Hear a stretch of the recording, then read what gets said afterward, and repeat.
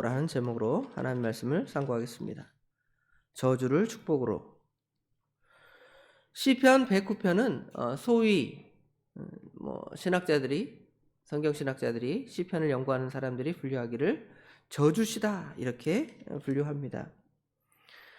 그러나 이 시의 내면을 들여다보면 단순하게 누군가의 저주만을 초점이 맞춘 것이 아니라 사실은 하나님의 공의, 하나님의 심판을 기도하는 기도입니다.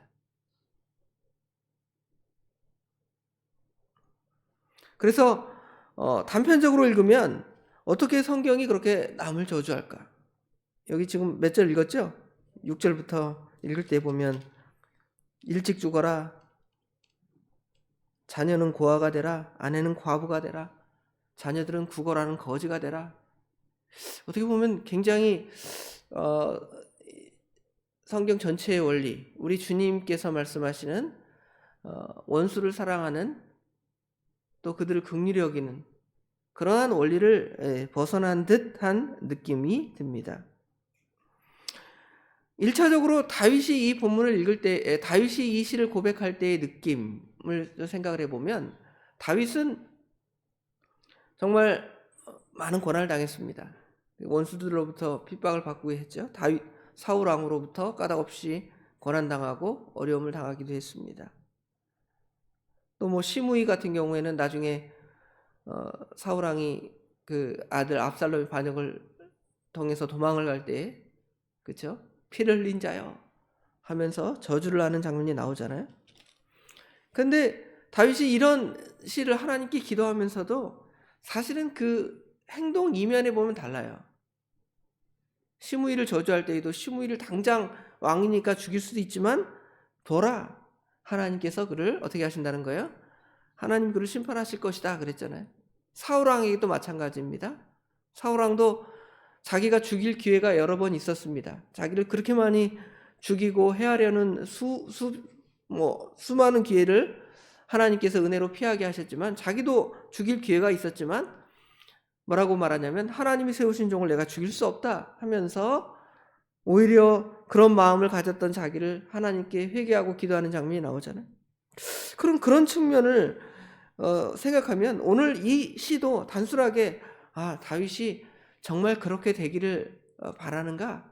그것보다는 조금 자기 마음을, 그러니까 좀 단편적으로 볼 때는 자기 마음을 우리 하나님께 시원하게 내놓는 거. 그냥 실제로 그런 누구를 그렇게 되라 그것이 아니라 내 마음은 정말 인간의 그 부패성은 나를 괴롭히는 사람을 그렇게 저주하고 싶잖아요. 근데 그 사람을 그렇게 저주하면 되겠습니까? 오히려 하나님께 불쌍히 여겨달라고 기도하는데 그 마음은 그런 마음이 우리 인간 내면에 있는 거예요. 그래서 누구한테만 그렇게 표현하냐면 우리 하나님께만 그러는 거예요, 사실은. 그렇죠? 그런 측면뿐만 아니라 이 본문을 누구에게 또 적용을 시키냐면 우리 예수님께 적용을 시켜요. 우리 예수님께서 여기 4절에 보면, 여기 4절에 뭐라고 표현하냐면 나는 사랑하나 그들은 도리어 나를 대적하니 나는 기도할 뿐이라 그랬죠. 여기 나는 사랑하나에서 단순하게 다윗 왕이 사울이나 아니면 자기를 대적하는 자를 사랑하나 그런 개념도 있을 수 있지만, 만약에 예수님께서 이 본문을 읽으셨다면 나는 사랑하나 그러면 예수님께서 얼마나 우리 인간들을 사랑하신 건 알잖아요. 인간들이 다 하나님의 말씀을 불순종하고 선악과를 따먹고 지옥 형벌에 갈 수밖에 없었지만 하나님께서 우리를 사랑하시죠. 예수님이 우리를 사랑하시잖아요. 그래서 그리스도께서 우리를 위해 십자가를 지시기 위해서 이 땅에 오셨습니다. 오셨는데 그 예수님을 어떻게 합니까? 예수님 오세요. 기쁩니다. 환영합니다. 우리 성탄절에 기쁘다 구주 오셨네 그렇게 우리 믿음의 사람들은 찬양하지만 아마 대부분의 사람들은 예수님을 좋아하지 않았습니다. 유대인들도 예수님을 영접하지 않았고, 예수님은 자기 땅에 오매 자기 백성이 영접하지 않았다 그랬죠. 요한복음에 보면. 그런 측면에 보면 예수님께서 이 뒤에 나오는 저주를 예수님에게 또 말씀드린다면, 예수님께서 그렇게 사랑하러 택한 백성을 구원하러 오셨는데 그 예수님을 영접하지 않는 사람들은 하나님의 뭘 받아요? 하나님의 심판을 받습니다. 마치 여러분이 복음을 전하러 갈 때 예수 믿으면 천국, 예수 믿지 않으면 어디 간다 그래요? 지옥 간다 그러죠. 그게 여러분 얼마나 큰 저주인지 아십니까? 당신 지옥 가. 예수 안 믿으면 지옥 가. 엄청난 저주죠. 사실 이런 저주 당하는 것보다 이런 것들은 여기 말하는 뭐 자녀가 아내가 과부가 되고 자녀가 고아가 되고 뭐 직분 빼앗기고 직장에서 쫓겨나고 이런 저주는 사람이 이 세상에서 당하는 환난이잖아요. 한 100년 진짜 막 그런 고통을 태어날 때부터 죽을 때까지 당해도 100년밖에 당하는 것이 아닙니다. 그런데 여러분이 저 믿지 않는 자들에게 복음을 전할 때 예수 안 믿으면 지옥 갑니다. 당신 그러다가 지옥 가. 그러면 어때요? 얼마나 사실은 큰 저주입니다. 그렇죠? 그러면 지금 여기 이 기도가 한편으로는 저주의 느낌이 들지만 우리가 그런 선포를 할 때 어떤 느낌으로 그런 선포를 하십니까? 아까 찬송가 522장에 뭐라 그래요? 사랑하는 내 형제여 빨리 예수님 믿어라. 예수 믿지 않으면 지옥 간다. 그렇죠? 저 마귀 불탈 때 지옥 간다. 그 저주와 비슷하잖아요. 그럼 이 본문도 그렇게 단순하게 저주의 메시지를 읽는 것보다 반대로 축복의 메시지를 읽으려면 빨리 우리 주님께 돌아와서 구원을 받고 은혜를 받고 사랑을 받으라. 그런 메시지로 생각한다면 여기 지금 이런 일을 당할 사람들을 위한 기도 안에는 또 우리 예수님께서 이 본문을 읽으실 때에는 너희들이 그렇게 나를 공격하고 나는 너희를 사랑해서 이 땅에 와서 나를 희생하는데 그리고 내가 심지어 너희들을 위해 기도하고 너희에게 은혜를 베푸는데 너희는 지금 어떻게 되는 거예요? 나를 거부하지 않느냐? 예수님을 거부하지 않느냐? 예수님을 거부하니까 어떻게 되겠습니까? 하나님의 은혜가 없죠. 악인이 그를 다스리고 사단이 그를 다스리는 거예요. 예수님을 믿지 않는 것은 하나님의 은혜가 없으니까 사단이 그를 다스리는 것입니다. 사단이 그의 오른편에 서게 하시며 그가 사단 편에 드는 거예요. 사단은 하나님의 심판대에 어느 편에 있습니까? 양의 편에 있습니까? 염소 편에 있습니까? 염소 편에 있잖아요. 그러니까 그 사람들은 염소 편에 있게 하세요 이 말이에요. 당신은 염소 편에 있어. 막 이런 농담을 한다면 그게 저주잖아요. 엄청난 저주입니다. 여기 7절에 보면 그가 심판을 받을 때에 죄인이 되어 나오게 하시며 그의 기도가 죄로 변하게 하시며 그랬죠? 그가 심판을 받을 때에 죄인이 되게 한다. 여기 심판을 받는다는 개념들을 그냥 단순하게 어떤 법정에서 심판, 남이 이 사람 죄인이야 이런 정죄로 생각할 수도 있지만 우리 하나님의 심판대 앞에 공심판 앞에 그가 공심판을 받을 때에 죄인이 되어 나오게 하시며 아까 말한 대로 염소편에 서게 된다 그 말입니다. 그의 기도가 죄로 변하여 우리 믿음의 사람들은 하나님께 기도하지만 하나님을 모르는 사람들은 자기 나름대로의 어떤 신을 가지고 기도하잖아요. 의지하고 살아가잖아요. 그런데 그 기도가 정말 신심이 아니잖아요. 우리는 참 믿음의 신 하나님께 기도하는 것이지만 그들은 하나님이 아닌 다른 신을 섬기는 우상 숭배가 되니까 똑같이 이 시간에 자기들의 신에게 나와서 기도한다고 하지만 참 하나님께 기도하지 않으면 그 기도는 뭐가 되는 거예요? 죄가 돼요. 하나님의 은혜를 받지 않으면 이와 같은 이 굉장한 저주와 같은 그렇죠? 그런 느낌의 말씀들이 드는 것입니다. 심지어 여기 8절의 말씀이 보면 그의 연수는 짧게 하시며 그의 직분은 타인이 빼앗게 하시며 그랬죠. 이 말씀은 누구에게 적용이 될까요? 여기 8절 뒷부분에는 그의 직분을 타인이 취하게 해달라는 말은 그 사도 베드로의 그 설교에 등장을 합니다. 누구에게 이 말씀이 적용되냐면 가룟 유다. 가룟 유다는 예수님의 사랑을 받은 3년 동안 정말 예수님의 가르침을 받고 예수님의 특별한 사랑을 받은 사람이었습니다. 그런데 그가 끝까지 어떻게 했습니까? 악으로 예수님의 선을 갖고 예수님을 미워해서 예수님을 팔아서 예수님을 십자가에 넘겼잖아요. 그러니 그의 직분이 빼앗겨서 사도의 직분이 아니라 무슨 직분이 된 거예요? 예수님을 파는 사단의 종이 된 거예요. 마귀의 종이 되고 마귀의 밥이 된 거잖아요.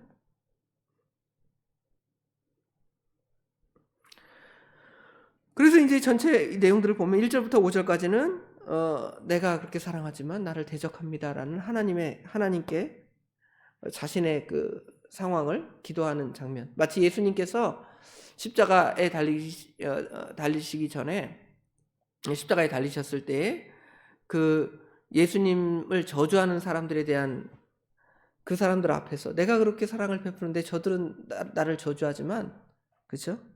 나를 저주하고 있습니다 하고 십자가상에 우리 예수님을 생각해 볼 수가 있죠. 겟세마네 동산의 예수님, 십자가상의 예수님을 기도를 생각할 수가 있습니다. 그 다음엔 저주의 형태로 나타나지만 그래도 내가 그 저주를 누가 받으신 거예요? 그 저주를 우리 예수님이 받으신 거예요. 십자가에서 죽으심으로 받고 누구를 믿으라는 거예요?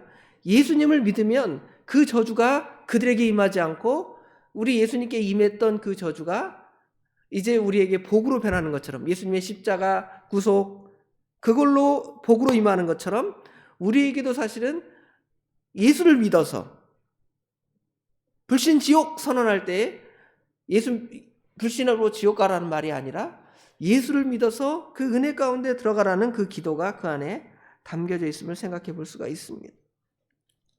그러지 않으면 여기 아까 7절부터 읽어서 20절까지의 저주, 그 저주는 하나님의 심판대 앞에 설 저주와 똑같은 측면으로 생각해 보면 돼요. 어떤 게 저주가 더 큽니까? 여기 말하는 저주 안 했어요.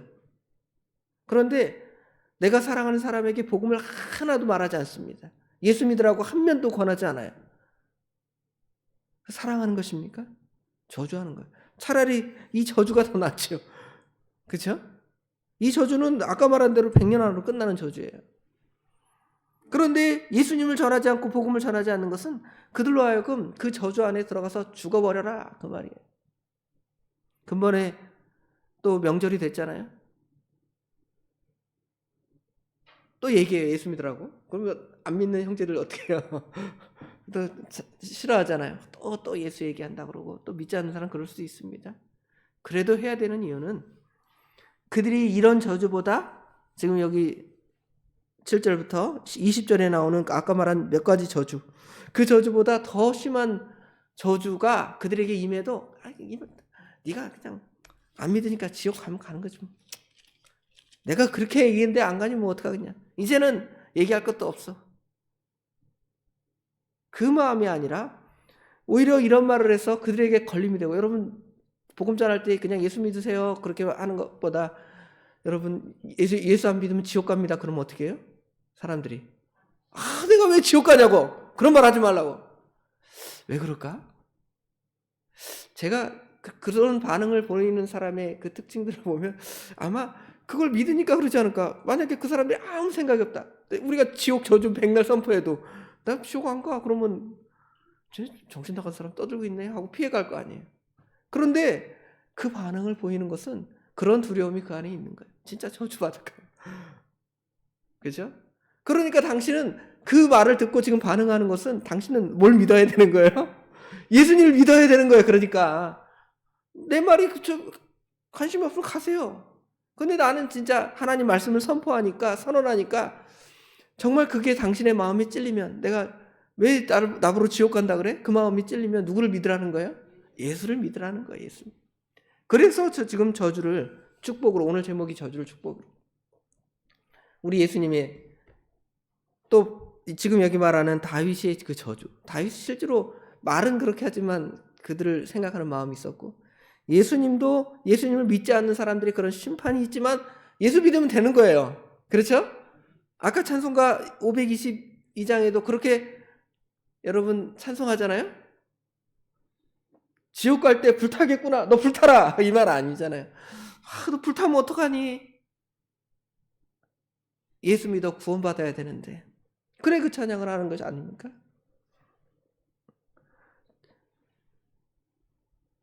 오늘 이 말씀을 통해서 우리도 이런 저주를 보면서 이런 저주가 내가 그냥 그 고난당하는 거 그거에 비하면 우리 인류가 하나님 앞에 심판을 받아 마땅한 그건데 그것과 비교하면 아무것도 아닌 저주예요.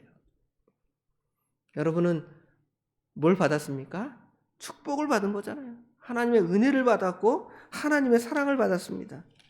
그러므로 오늘 시를 읽으면서 누구를 저주하는 것이 아니라 그들로 하여금 나는 그래도 내가 이런 고통을 당합니다. 나머지 여기 21절부터 31절에 저들이 나를 그렇게 저주하는데 그런 고난 가운데서도 하나님의 인자와 긍휼을 베풀어서 나에게 은혜를 베풀어 달라는 기도가 있는 것처럼 저 믿지 않는 자들에게도 이런 긍휼과 이런 사랑이 임해서 하나님의 은혜 가운데 살아가길 원합니다 하는 그러한 마음을 이 말씀을 통해서 오히려 저주의 시가 아니라 어떤 시로 이 본문을 사용할 수 있냐면 그리스도에게로 초청하는 시.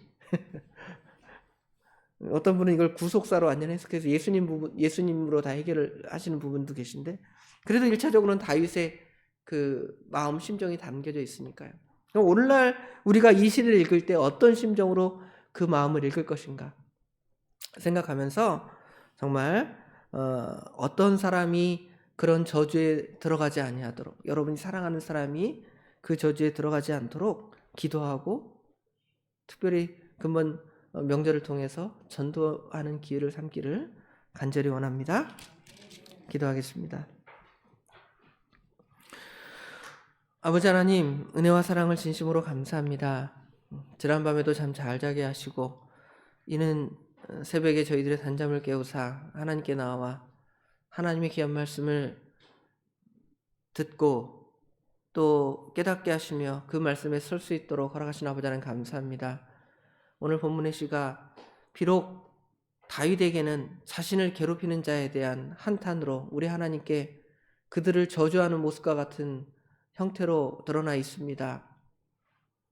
그러나 우리 믿음의 사람들은 남을 저주하는 것이 아니라 결국은 우리 하나님의 사랑을 받은 사람으로서 그 사랑을 나누는 것이 우리 믿음의 일입니다. 그러함에도 저들이 계속 그 저주의 길로 가는데 심판의 길로 가는데 지옥불로 떨어지는데 어찌 입을 꾹 다물고 당신 괜찮습니다. 그렇게만 말할 수 있습니까? 당신 예수 믿지 않고 하나님을 섬기지 않으면 이런 세상 사람들이 말했던 그런 수많은 그 저주보다 너는 염소편에 설 거야.